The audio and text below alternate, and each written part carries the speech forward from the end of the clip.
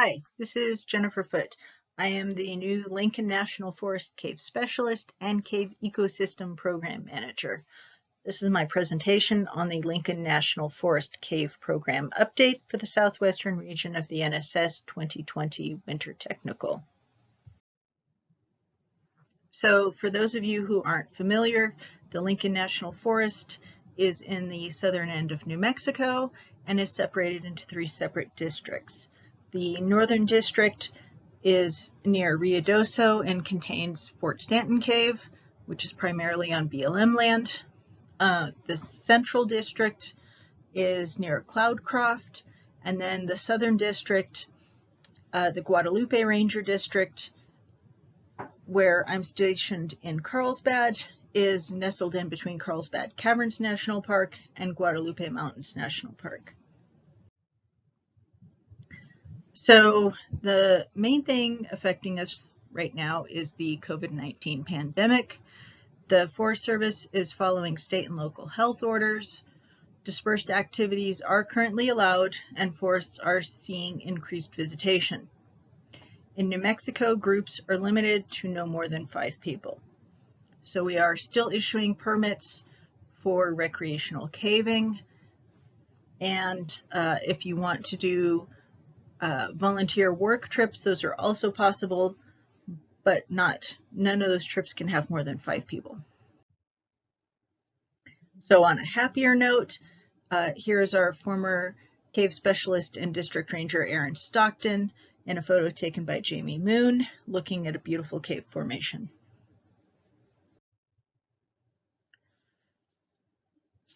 So the Lincoln National Forest Land and Resource Management Plan was published in 1986. It is undergoing revision and comments were due in July of 2019.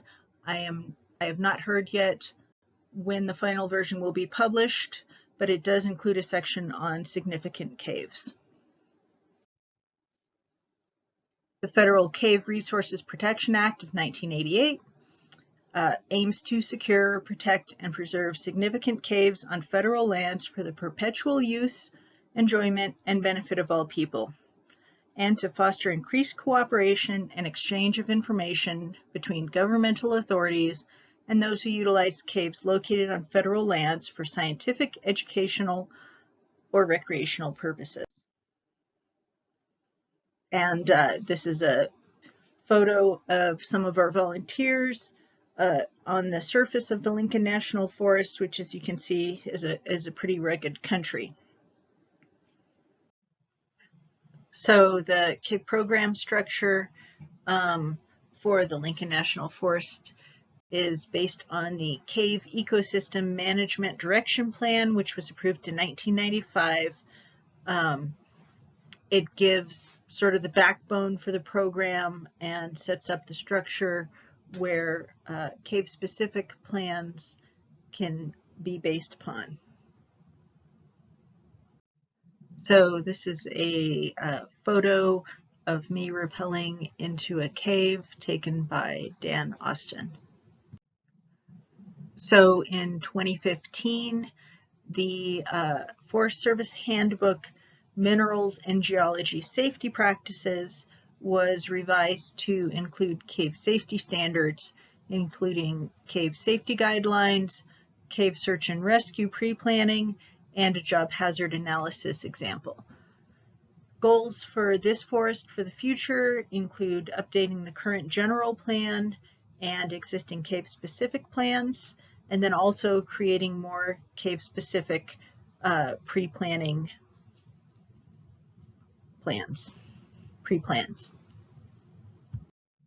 So the Lincoln National Forest Cave Program, we have about 175 documented caves or karst features on the Guadalupe District. Most of those are management class 4, which means they need evaluation before they're opened up for recreation. Class 1 is developed caves, of which we don't have any. Class 2 are trip leader led caves. Class 3 are no trip leader needed caves, and Class 5 are closed. Most of the caves are karst features. You know, they're not really over a couple 100 feet long, but there's about 20 that are popular for recreational caves. There's also about a dozen documented cave and karst features in both the Smoky Bear and Sacramento districts.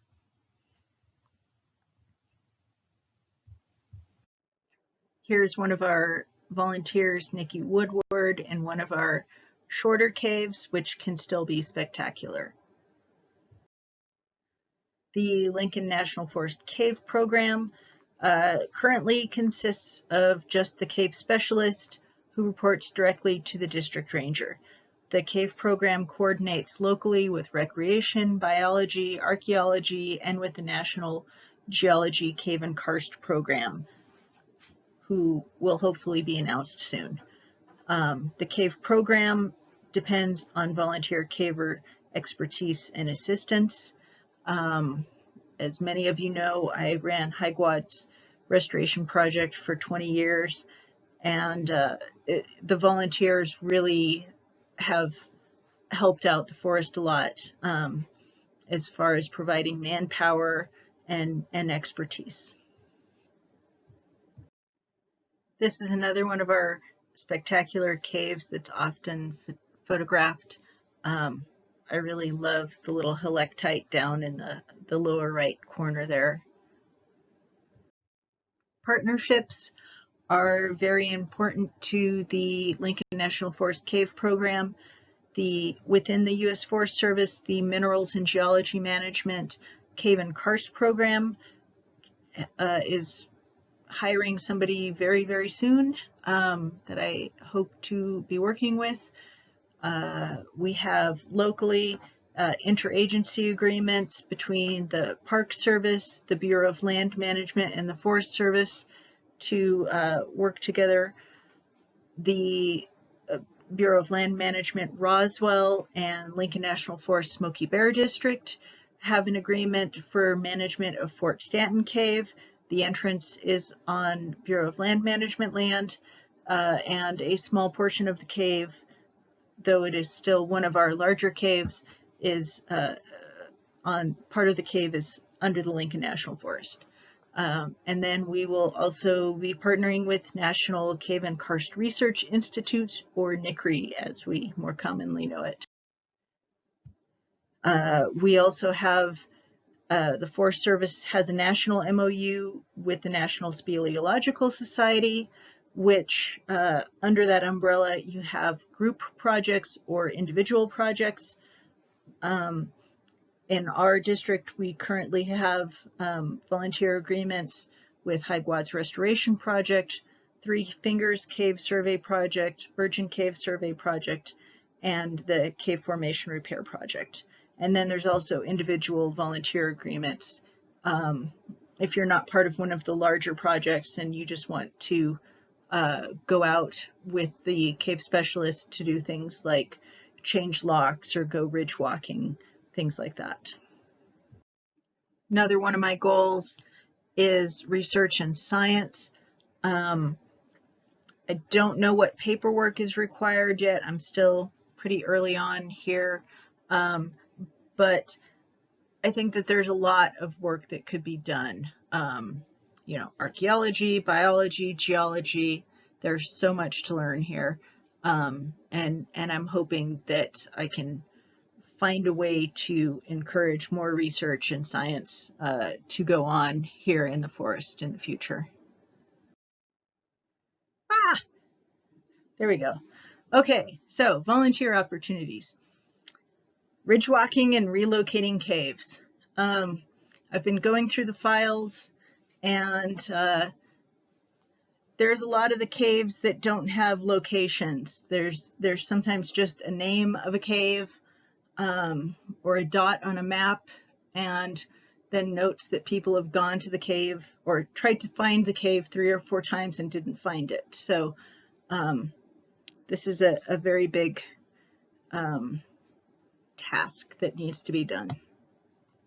Trip leader training. We still want to have recreational trips happening. And in order for that to happen, we need to have people who have visited the caves before and are willing to lead trips. Trail maintenance. A lot of the caves that are commonly open for recreation have trails in them, and the trails need to be maintained. Usually trail flagging. Survey and cartography. There's a lot of 25-foot caves out there.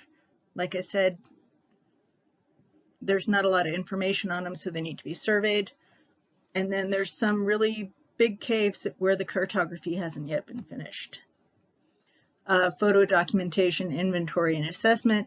Again, all of those Category 4 caves, they need the information collected so they can be assessed whether they need to be trip leader caves or not trip leader caves.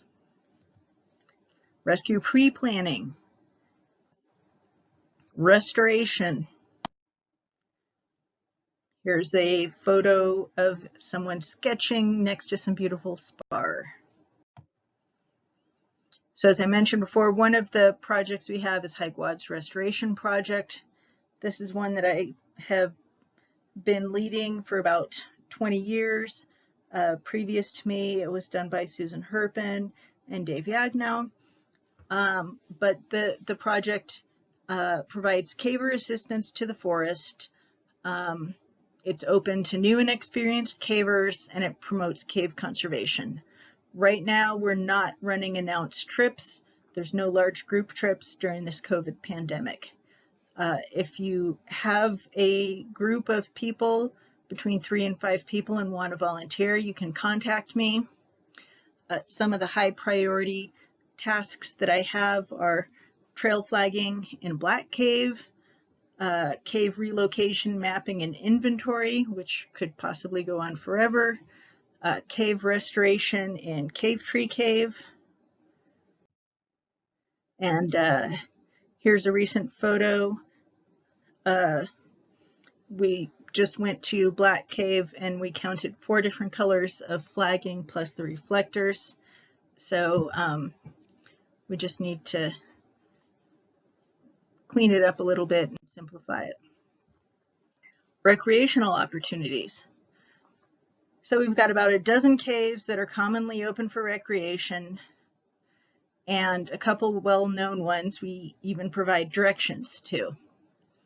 Under the Federal Cave Resources Protection Act, we're not supposed to give out locations to caves unless they're well-known, which makes it a little bit difficult, but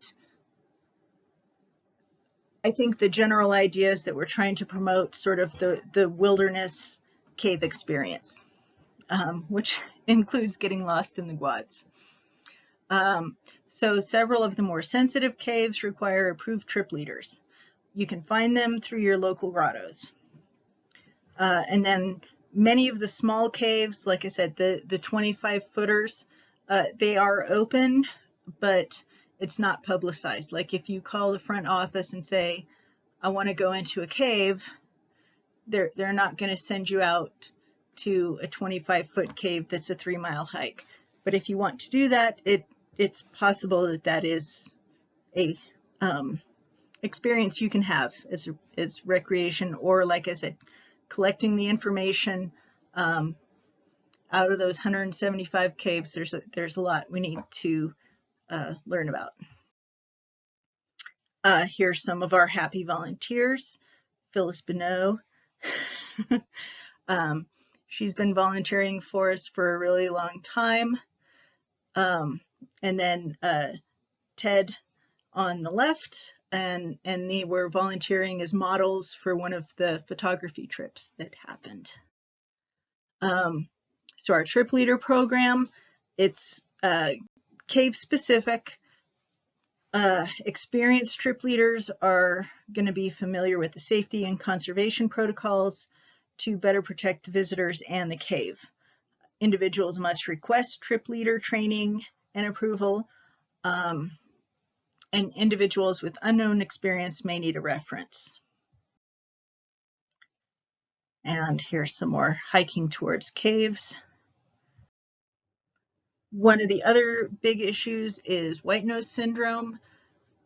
In New Mexico, we're in the intermediate zone, so that means that you can't take gear from the eastern part of the United States or foreign countries here. But within this region, you can use gear if you are following U.S. Fish and Wildlife Service white nose syndrome decontamination protocols. They just issued a new policy in October of 2020, which reduced the submersion time to 5 minutes at 131 degrees Fahrenheit. Locally in the forest, we do understand that it is difficult to decontaminate between each cave, and that, you know, if you're in a 2-mile square area, that it's quite likely that the bats are also traveling between the caves.